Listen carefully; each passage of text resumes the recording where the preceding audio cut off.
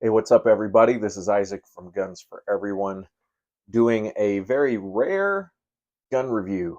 I don't think I have any of these on my channel. I haven't done one on any of the channels I've done in a very long time. And that's because, well, if you're an OG Guns for Everyone person, uh, you may remember some of our gun reviews from back in the day. And let's just say some of that stuff deserves to be buried in history. And appropriately is buried in history. So today I'm going to do a gun review on my AR-15. And the reason I'm doing the gun review on my AR-15 is because I want to help people understand spending time and money on a defensive firearm. It's unlikely that I'm going to use this rifle in a self-defense encounter just because I hardly ever have it handy when I might need it. I always have my handgun handy when I might need it. And so just based on probability, it's unlikely I'll use this, although we will put it in the realm of plausible. But I think from a self-defense point of view, having the understanding and the capacity to expand your tools available to you where appropriate makes sense, as long as we're doing it in a way that makes sense in the real world. I see a lot of people spending money on firearms needlessly, and that's fine. I mean, it's your money; you can do whatever you want. God knows I spend enough needless money on shit. Um, but I don't want to be fooling myself that when I'm spending that money, that I'm doing it for a good reason. I think that's worse than just knowing that you're just blowing money for the fun of it. The gun that I'm about to talk about is my AR-15. I have multiple AR-15s, but this one is the one that I use and that I trust, and the one that I have become acquainted with in a very familiar way. That sounds gross, and I'm not going to go into it any more than that. Uh, when I built this rifle, I wanted to build a rifle for myself that I could use in any situation. So the context of the use of this gun is in any situation I could plausibly find myself in. So that includes using the gun in a house against a bad guy. That includes shooting for fun. That includes shooting at, let's say, urban distances, which I think that urban distances are typically about 50 yards, no more than that. And if I wanted to go to the range and spend some time shooting at long range targets, long range for the AR, anything beyond 400 or 500 yards, that it would do that job, and it would do it at a passable level. It's taken me a while to develop this gun into what I want it to be, and it's taken a fair bit of money as well. But I'm talking over the course of about 6 7 years, I've been working on this gun. And this gun has served me very well. It doesn't malfunction. It doesn't stop on me. I'll talk about one caveat to that. It does stop occasionally, but I'll explain why that happens. And I know why it happens, and I'm prepared for why it happens, so it doesn't happen. And it is accurate as it needs to be for the purposes that I described. It is light enough to be usable in a lot of these contexts. I know that because I've taken it on a 3.5 day survival course where I carried the rifle with me nonstop for 3.5 days. And I know this stuff through experience. And I think that if you're going to build yourself a rifle, I think you should think very hard about the true context that you want or need that gun in, and then take your time developing that gun into something that you are going to appreciate, that you're actually going to use, and that will serve you very well. So I'm going to switch camera views here to do a close-in view of the gun. This is the gun right here, and we'll do kind of like a tabletop front to back type review. Okay, so let's do some specs on this thing. This is a 10.5 inch SBR, and it's built on a Spikes Tactical lower and a Mass Defense upper. I can't remember which company Mass Defense used at the time for the upper, but I believe this is also a Spikes Tactical upper. And the lower was registered before I actually built the gun, which I'm going to tell you, if you're going to build an SBR in the future, do not register it until you have built out a functioning lower, because I learned a valuable lesson as soon as I got this gun built, which is PMags do not drop free from this lower. Now, steel mags do. Steel mags work great in this thing, and I've become kind of more in favor of steel mags for a few different reasons. One of them is, they look cool. I like the way that they move in and out of different packs, and I like that they're not made out of plastic. I have seen PMags break in shooting classes on the range. It's not that these can't break or get crushed or whatever, but um, as far as durability goes, and what I've seen from students and other people in shooting classes, more breakages with PMags than with USGI mags. All right, let's see. 5.56. This is a. If I'm trying to recall all the parts in here that I can remember. One of the key parts of this thing is it does run suppressed almost all of the time. And the fact that it does run suppressed almost all of the time, again, I need to be able to be consistent, making sure that that works all the time. And some people have had struggles, with their suppressor and their ammo and their buffer and all that setup. This thing has been extremely reliable when it comes to running both suppressed and unsuppressed. Now, I mentioned before stoppages. The reason this thing will stop every once in a while is because it gets dirty. And if you're running a suppressed rifle, it's going to get very dirty.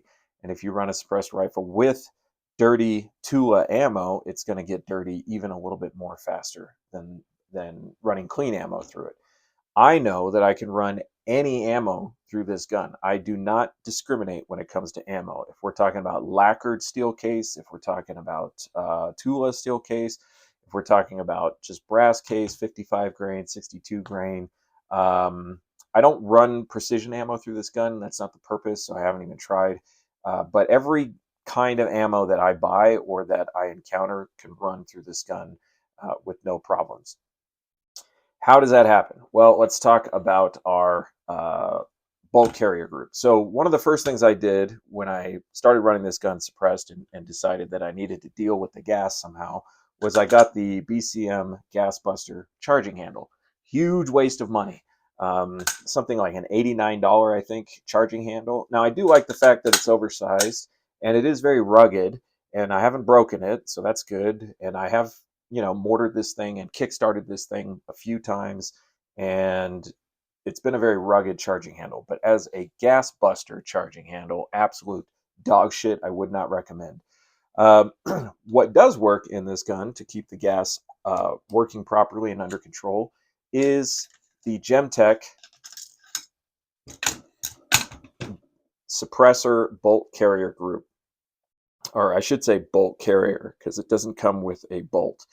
And what this has is a setting on the back where you flip it one way for unsuppressed. There's a U right there, and then forward this direction for suppressed. Pardon the avocado on my fingernail. That's pretty gross. Looks like a big fat booger.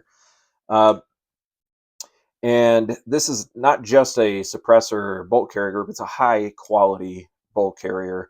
I have put a lot of rounds through this thing, and I do need to make sure I keep it lubed. But even then, I don't have to be terribly careful about it. I just need to know that after about 400 or 500 rounds, this thing is going to start choking. And so I pull it out, I wipe it down, I hit it with some lube, and I throw it back in, and it's good to go. The bolt on this is a fail zero bolt, and just like the name says, no failures. Now, I am getting to the point where I might need to start thinking about replacing some springs in the bolt, but the that's not for performance reasons. That's just age and number of rounds. Uh, very expensive little piece right here. Between these two pieces, I spent several $100s, way more than I expected to spend, but the benefit has been there. The thing runs phenomenally, and I have no complaints there. I have a mil-spec trigger group in here, so nothing fancy on the trigger. And I have the KNS anti-roll pins. And yeah, the trigger on this thing is fine. I'm not looking for a precision trigger. I'm not looking for a competition or performance trigger. I just want a trigger that runs well, and mil-spec trigger on here is fine. As far as buffer goes, I did actually, when I first started with this gun, experiment with some different buffers, but I've just settled on an H2 buffer. I believe it's a Spikes Tactical. I don't know if I can even check because it's really dirty. And that's another thing about this gun, is it runs when it's really dirty. Yeah, that's a Spikes Tactical buffer, for if you can see it. It runs when it's really dirty, and it's very, very consistent. Like I said, when it chokes, I wipe down the buffer and throw it back in. I'm not, sorry, not the buffer, the bolt carrier group, and throw it back in with some lube, and it starts running again, and it will run consistently again after that. Handguard is a Troy Industries handguard. Suck it. I know that Troy Industries has a bad reputation for some of their hiring practices. I don't really care. This handguard is extremely light and has served me relatively well. I don't have any complaints about it. Uh, I don't remember who makes this sling. It's modeled off of the Blue Force Gear sling, quick detach on the front. I've thought about moving this back and forth, but I'm pretty consistent and reliable with keeping the sling where it's at. Um, I think I got this sling in a tack box somewhere, but I don't remember even the brand of the sling. But it's been a great sling. I got no complaints there. Um, the light is a Streamlight.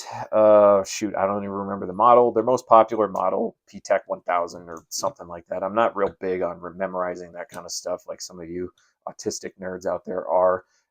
But I can tell you that I've shot with this thing in near perfect dark, and I've shot up to 100 yards with this light in near perfect dark. It works phenomenally well. I don't understand why people buy Surefires when you can get a good quality Streamlight for half the price.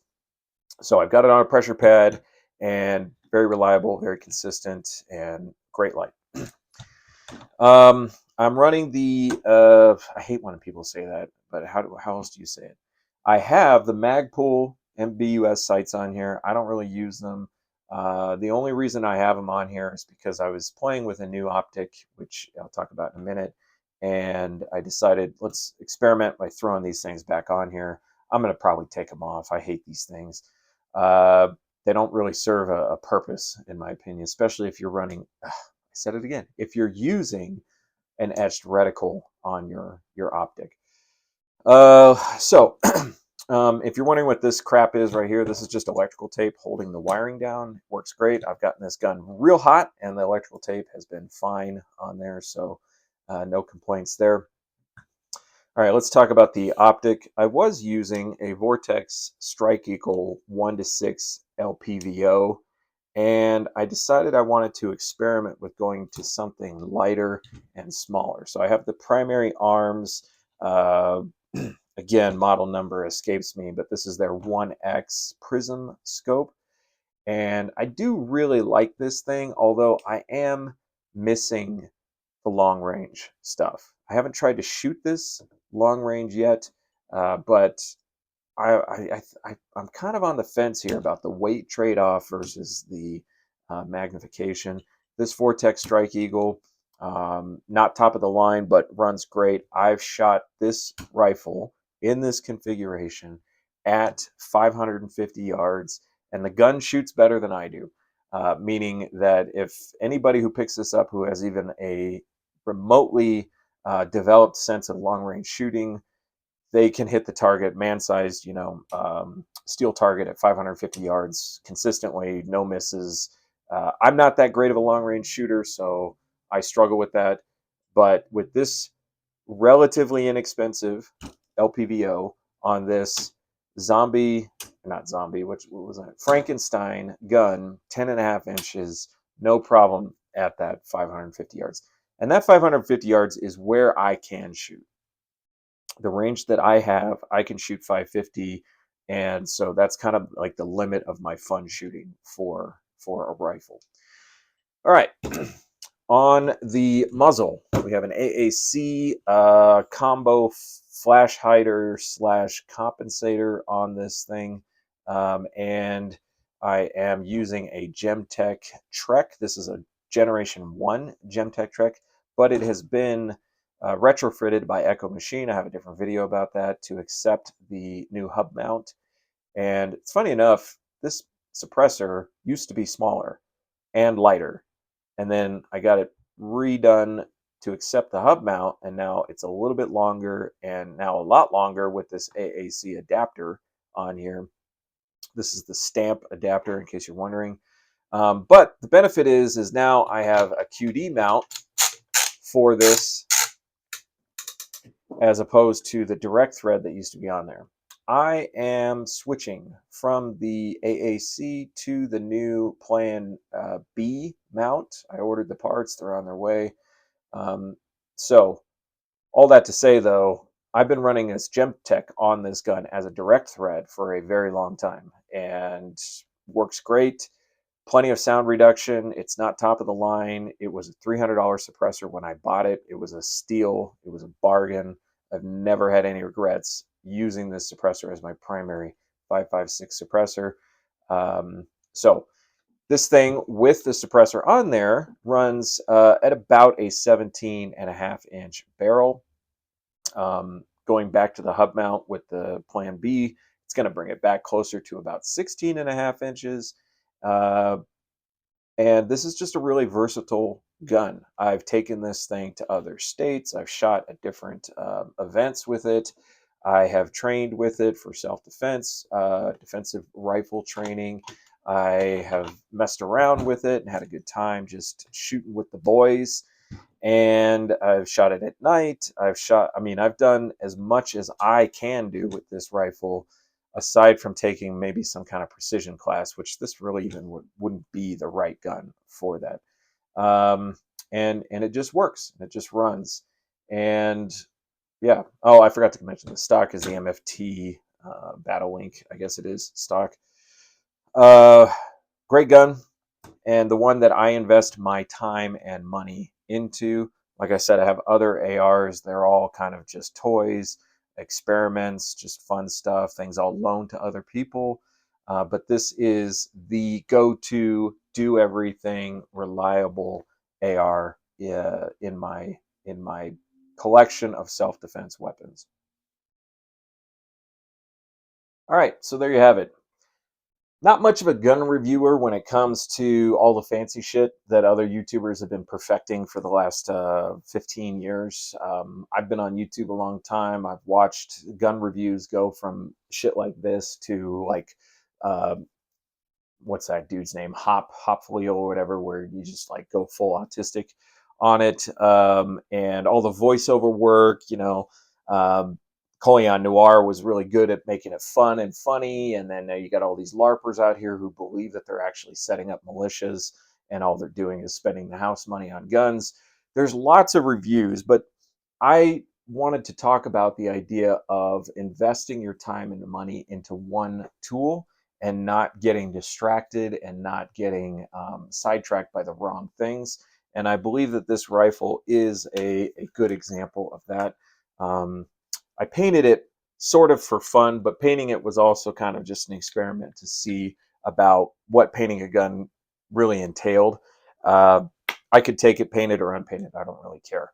Uh, so I encourage you guys, if you're going to invest in self-defense, if you're investing in a defensive rifle, and I do have a strong belief that a free human being should have the fighting tools to defend that freedom in whatever way that becomes necessary.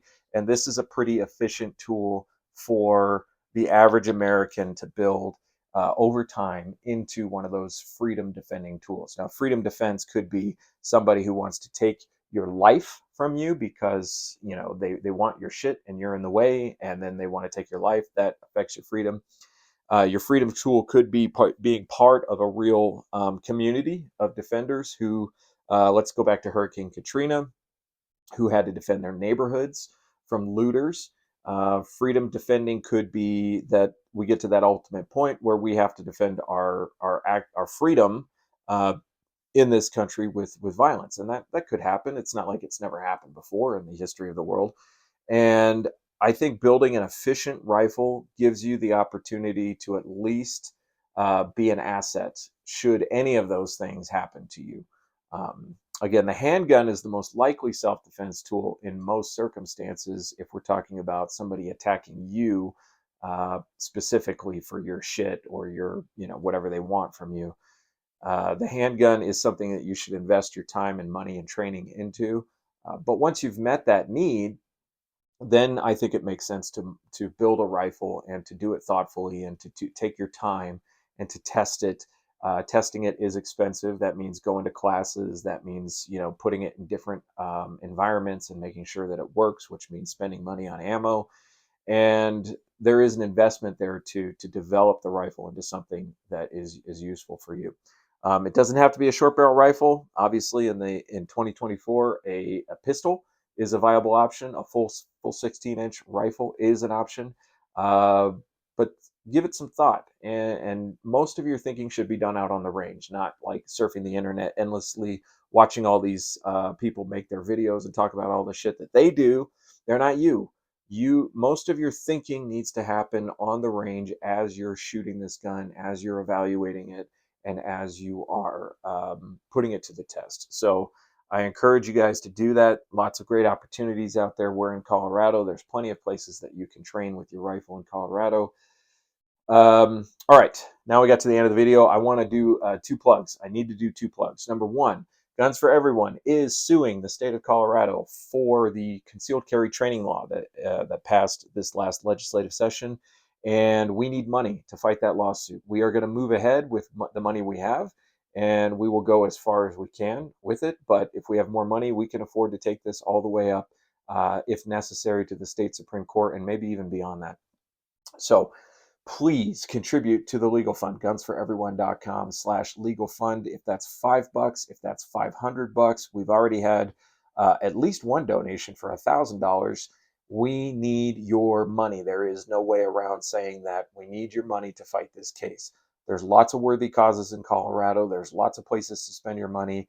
This one affects concealed carry, and this is the one that we're choosing to fight. So we would appreciate your support with that. Number two, if you're watching this video between September 19th and November 15th, we are doing a goon shoot down on the Guns for Everyone training ranch. And we invite you out there if you know how to handle a gun safely and if you have the right tools. The right tools for the goon shoot at a minimum are a firearm with a light on it. That will get you halfway through the goon shoot. If you have suppressors, you can get all the way through the goon shoot, meaning you'll be able to shoot all the way until our cutoff time at 9 o'clock. You don't need night vision to be at the goon shoot, although if you have night vision, this is your opportunity to come out and use it. I'm not going to promise you everything we're going to have out on the range for you that night, but it's very likely we will have a vehicle that we will be shooting around on the range and give you an opportunity to do some maneuvering around a vehicle while we're out there shooting in the dark. So that is on gunsforeveryone.com. Check it out under the defensive shooting link. Please, please comment in. Let me know how you have evaluated and built your defensive tools. If you've got a lot of them, let's stick to the rifle. But what has been important to you, what has proved to be useful to you, not just what other people say, but what you've actually tested and evaluated, what has proven to be useful to you in your defensive tools, and how did you go about that setup on your defensive tools? So thanks for watching gunsforeveryone.com, free concealed carry classes across the state of Colorado. We're going to fight the power, so help us out with that. And I look forward to seeing you guys at an upcoming class or event. Peace out. See you guys later.